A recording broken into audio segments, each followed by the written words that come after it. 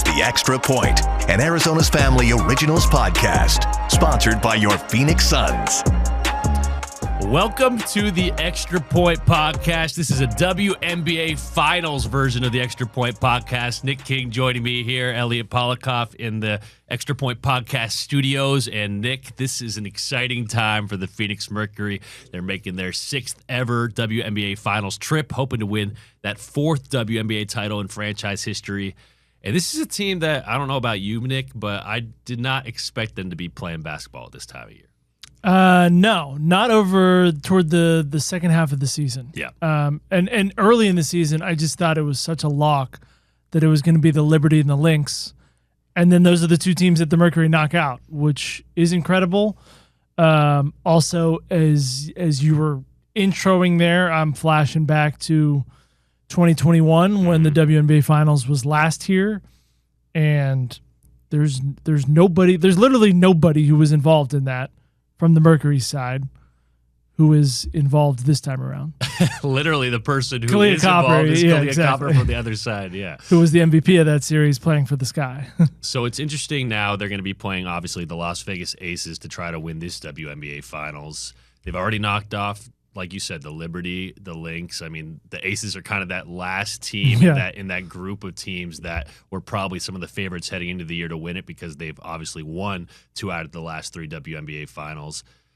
The Aces obviously didn't have an easy road either, or maybe they thought it would be easy. It wasn't easy for them, barely getting past Seattle in the first round and then barely getting past the Indiana Fever in overtime in the second round to get to the finals. When you look at this matchup, what are some of the things that stick out when you first look at it?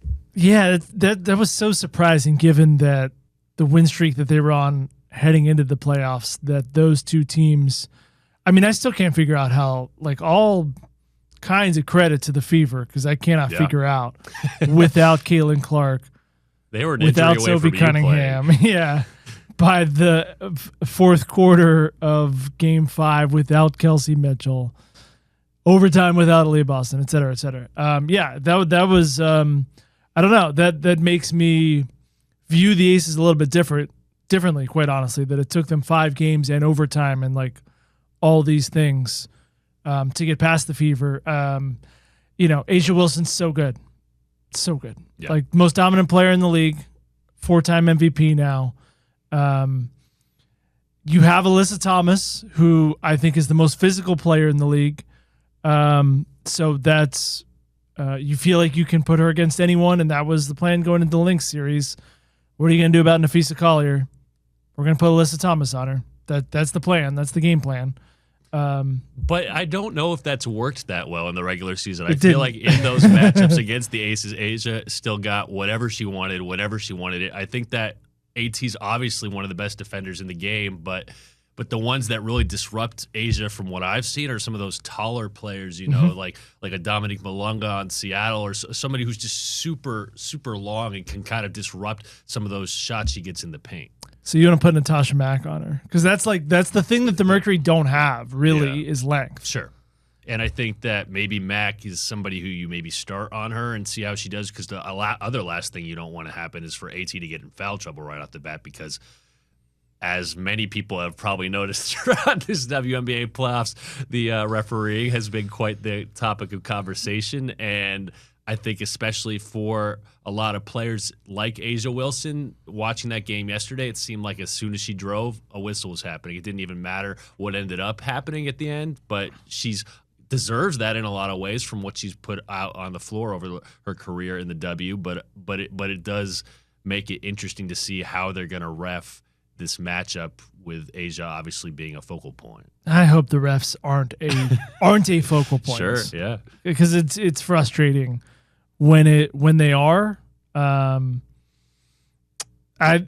talked about this a little bit on our group chat pod, but I thought Cheryl Reeve was actually out of control. Okay, I wasn't here for this group chat. I didn't actually say that, but I'm thinking about it now. Yeah, that I thought it was too much, and I think the coaches, not Nate Tibbetts because it hasn't really affected the Mercury, but the other coaches that have been alive, I think it's been a bit too much conversation about the officials. I just think, for one thing, it's a really hard job, and I think that all these people make it that much harder for anyone to want to do that job. I mean, I think it would be a nightmare, honestly. Yeah, I actually asked Nate about the whole Nafisa versus Kathy Engelbert conversation today at their practice before they headed out, and he was. I was expecting him to almost kind of go a different direction in terms of them kind of being the ones that really haven't had any issues with the refereeing over the course of this WNBA playoffs. But he did say that what's best for the league is to listen to its players, and he really appreciated that Fee spoke up for what she was believing in, which I think is the general consensus among obviously all the players in the league and a lot of the coaches as well. But it was interesting to hear Nate speak about that because I didn't know if he was necessarily going to go with what the rest of the kind of consensus has been so far. Yeah, and I love Fee. I think she's an incredible 100%. kind of maybe not the face to everyone, but she feels like the spiritual leader of the league to me, and I think she's awesome. So I put that on the coaches, and I understand that you have to defend your players. I just think it's gone a little bit too far. Yeah, and I mean, obviously now it's going to be Becky Hammond coaching for the Aces against Tibbetts. I mean, there's a lot of storylines in this WNBA Finals, but that's one of them is the fact that this is obviously Tibbetts' only second year in the W, and he's already here. Hammond's won a couple of titles. Do you feel like coaching is going to play a big factor in terms of who's able to come out on top in this matchup? I like Nate Tibbetts as a coach, and I think this is cool for him because I think he'll get some of his due. I thought both him and Nick Uran. Actually, you know what? I never saw whether there were because I saw the MVP vote totals. I never saw whether there were released Coach of the Year vote totals and GM of the Year vote totals. I thought both of them should have been right there in the conversation. Maybe especially Nick for putting together that roster with all these rookies that have been playing overseas that really helped the team get off to a great start, and some of them are still impactful. So the coaching thing, both former NBA assistants. They kind of got some of their chops sitting on an NBA bench. That was Nate's life, and that was Becky Hammond's life for a bit before coming to the WNBA. I don't feel like he'll be in over his head against her. I think he's shown himself to be a really good coach who the players trust, and I think that's probably was going to be the biggest hurdle for him coming into the league. And I always look at Kalia Copper, and she's been with him for 2 years, the only one of the big three that has, and she always calls him Nate the Great, and I think that she really loves him, and I buy into that. I see Ka, and I'm like, cool, she rolls with him. I believe in it. And I think that Ka kind of speaking in support of him pretty much from the jump and sticking with him the entire year through some of the ups and the downs, like you said, that's been huge for them. I'm wondering what your take is when it comes to the regular season matchups and how that translates to postseason basketball. Because obviously, if you look at how the Aces and Mercury played in the regular season, it was pretty ugly for the Merc. They won one game out of the four, and it was when Asia was out. Do you feel like there's maybe a psychological hurdle that maybe the Mercury have to overcome, maybe having to win one of those first two on the road to really feel like they have a chance? And if they do lose both in Vegas to start, how worried would you be about it when it comes back to Phoenix? Yeah, the whole thing's interesting with the 7-game series because how many of these players have ever experienced that? None. I mean, this is literally the first 7-game series ever at the W. Right. I don't know the Euro League, whether anyone ever gets into one of those, but obviously not in the United States in a college or professional setting have they ever done that. So you get down 0-2, what does that feel like? I don't know. Everyone always says series doesn't start until the road team wins. Yeah. But some of that is based on experience and having gone through it a million times like you would have in the NBA. I think it would be great to grab one of them. Yeah. I think there's a small potentially psychological aspect to it for just the Mercury. The regular season. Yeah, because the last game, I mean, so I do think it's a different Mercury team now than July, early August. Definitely. And a couple of those losses were in July. Yeah. And the Mercury weren't officially like fully healthy for some of those either, too. And that was part of it. It was, and even if they were, it was like still working. DeWanna Bonner into the lineup. It was Ka still getting used to being out there. Like I don't feel like we really saw 100% Kalia Copper for a long time. All that being said, the last game that they played, it was a blowout in Vegas. So the one before that, I remember I was at in Phoenix, and it felt like the Aces were the better team the whole game. It felt like they had no answer for Asia. Yeah. Like Truly was getting whatever she wanted. So I could see there being like just a slight psychological aspect to it. Like they get one of those first two in Vegas. I think it's a great series. I think it's 6 or 7 games. What do you think? I think that it's 6 or 7 games as well. And at that point, at least based on what I've seen from them so far, and obviously, like you said, this is an entirely different Mercury team the way they're playing now compared to even in beginning of September or something, you know. So if it goes 6, I'd be shocked if it's not 7. This is one of those series where I could see it, a road win, not necessarily happening, just because I can't imagine the X factor is going to be absolutely electric for this game. It's going to be such a great atmosphere here, and I think that the way I see this series playing out, the Mercury are going to be needing to win when they're here too. Like I don't know if I necessarily see them going into Vegas. Definitely, as much as I would love to say that they win like one of the games up there, I don't see it happening in game 1. Game 2, I think there's a better chance, but it's just but what makes me feel somewhat hopeful for the Mercury's sake is that the Aces haven't played as well as they have in the regular season when they had that 17-game win streak heading into the playoffs. They've dropped, I think, home games to both Seattle and Indiana throughout the WNBA playoffs so far. Who, I mean, like we mentioned, that Indiana team was not playing with anyone by the end of the series, and I mean, like they on paper, that Aces team is ridiculously stacked. I mean, they've got 4 Olympians playing major minutes or starting for them. I mean, like, so I mean, their roster's crazy deep. But I mean, how do you think that this Mercury team, the way they're kind of gelling and playing now, stacks up against a team that's got Asia Wilson, that's got Jackie Young, that's got Chelsea Gray and Jewel Lloyd? Yeah, I could not fathom how that team was below 500 early in the year. Yeah. Like we were all watching the clincher game 5 last night, and it was just like they have all these weapons, and so I don't know how they weren't better the entire season.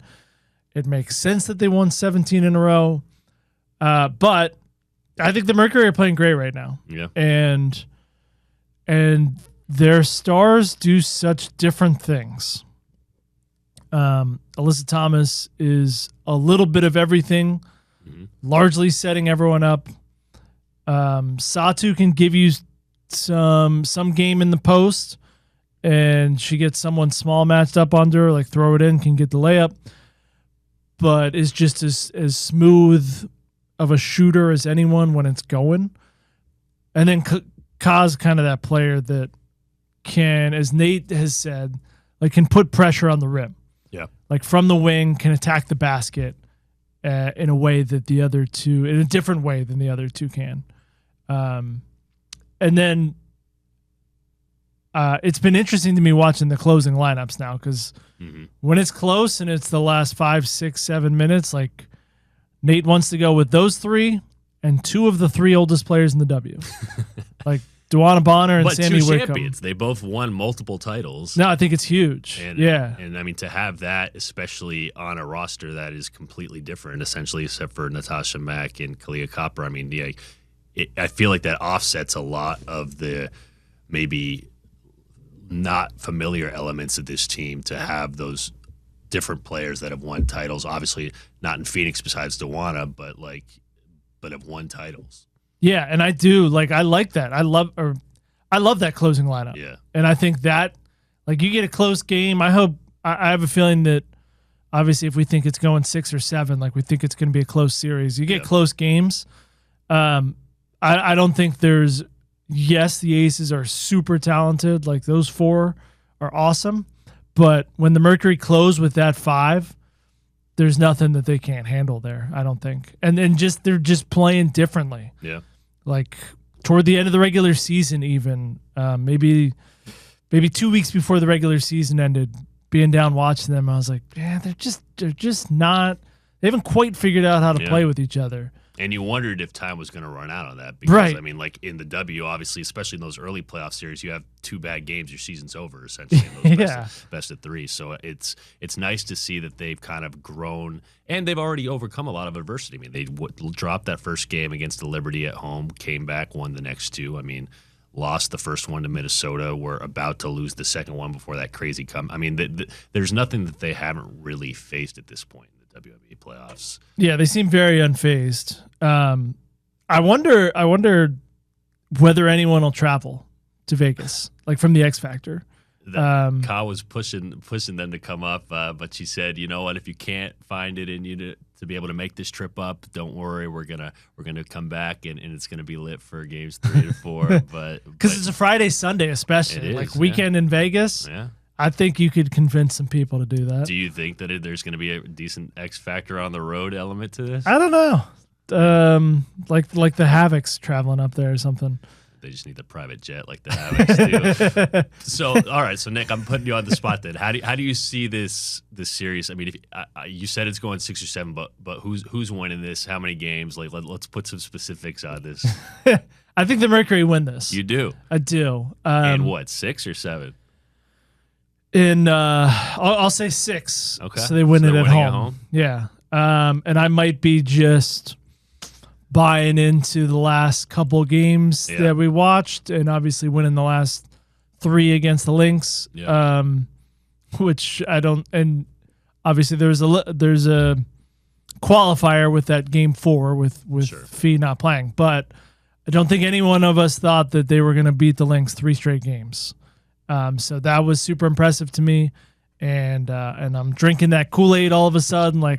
Okay, this team's hot. This team has figured out how to play together, and so I think they win in 6 in what is a really tightly contested 6 games. So, what do you think are going to be some of the differences that allow the Merc to come out on top in this series? What are going to be some of the keys to them being able to get it done? I think Alyssa Thomas is a psycho. Yes, I think that's. I don't think I know that's true actually, but in the best way for Mercury fans and the organization. Yeah, and she's lost in the finals twice, and I covered her actually in Connecticut when she lost, and even then you saw that psycho brewing. But I feel like it's just exponentially gotten bigger since then. Maybe the years with Dewana cumulatively have made her even more into the psycho. Yeah, I feel like obviously willpower is only so much, but I feel like she is the X factor, and what will be the difference will find a way in those decisive moments to get her team a win. I think that what the Mercury can't afford is having one of their big 3 having an off game. Satsu's going to have at least one. I'm not, and I would bet money that if that happens, they're losing that game. Yeah. But because if you look at some of their losses, and again, how much translates from the regular season to the playoffs, there was one, I think, where Satu had a bad game. There was another, maybe that Ka had a bad game. But you need your big 3 to, I feel like, at least offset the 4 from Vegas, because I do think that the Mercury have a better bench than Vegas does. Those top 4 for Vegas are obviously Olympians and some of the best in the game, but the drop off, they got Dana Evans. She's played some good minutes for them in the playoffs, but the drop off after that top 5, nothing against former Mercury center Megan Gustafson and some of the other players there that get some minutes, whether it's Kirsten Bell or some of their other players, but I just think I'm rolling with Dewana and Sammy and Cat Westbeld and over Big over, pair. Yeah, so I think that like that bench unit for the Mercury, which is another big key for me, is they need to perform when they're called up upon. But I think that at the very least, you need the big three to not have a bad game. I'm not saying that you can't have that you need 2 or 3 to go off. Like they can, even if they're just kind of playing good defense and maybe scoring double digits, like that's enough. But if you have a 2 for 15 stinker or something, that's when I start to worry about, is there enough to offset? Because Asia's not having a bad game in my mind. Right. Like I don't care who the Merc throw on them, and I think Tibbetts probably knows that at this point too. That it's not about shutting her down; it's about limiting her. I mean, because he knows she's going to get hers at the end of the day. And I think both Ka and Sa we've witnessed it plenty. They are more than capable of some stinkers. Yeah. And over 6 or 7 games, wouldn't shock me if both of them have won.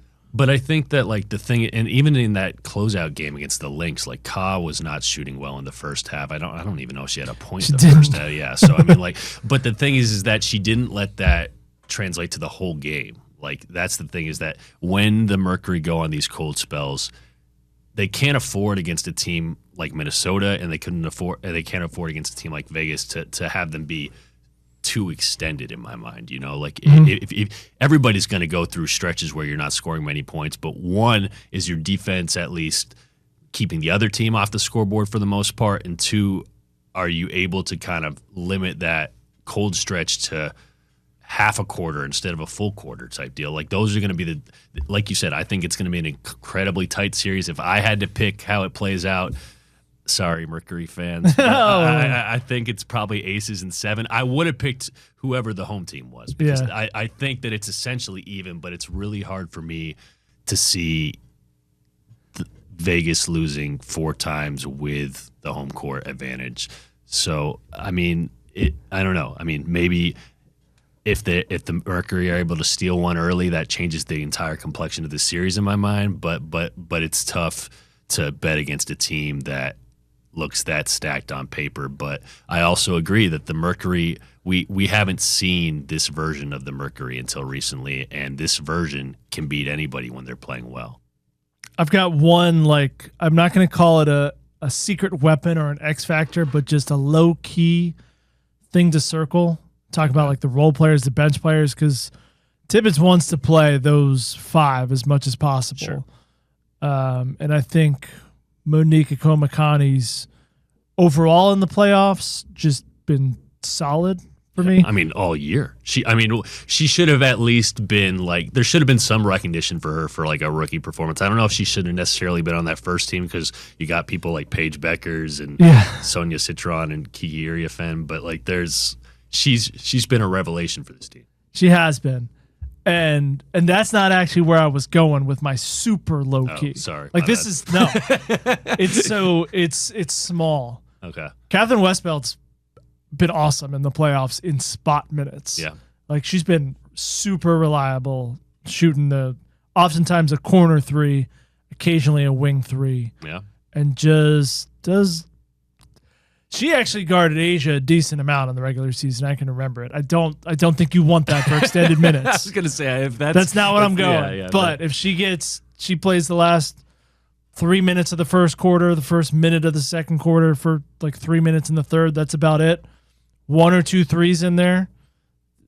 That just a real small thing to pay attention to for me. All right. Well, you know what? It'll be interesting to see how this plays out. Obviously, Julia's going to be up in Vegas for games 1 and 2 up there, and we'll be able to kind of get her take on kind of what she's seeing up there, and obviously watching this whole series. But yeah, no, it's a good one for WNBA fans, and it's crazy that these teams are separated by 300 miles or something. It's cool. You don't get that much in the NBA. Yeah, you don't usually get a Southwest WNBA Finals flair like we're getting. But you know what? Hopefully, we're going to be able to see a parade. We'll have Nick King's prediction be right. I am glad to be wrong about saying aces in 7, because I obviously this would be a very special and kind of out of nowhere thing to be happening to the Valley, especially with some of the disappointments of maybe the D-backs and some other.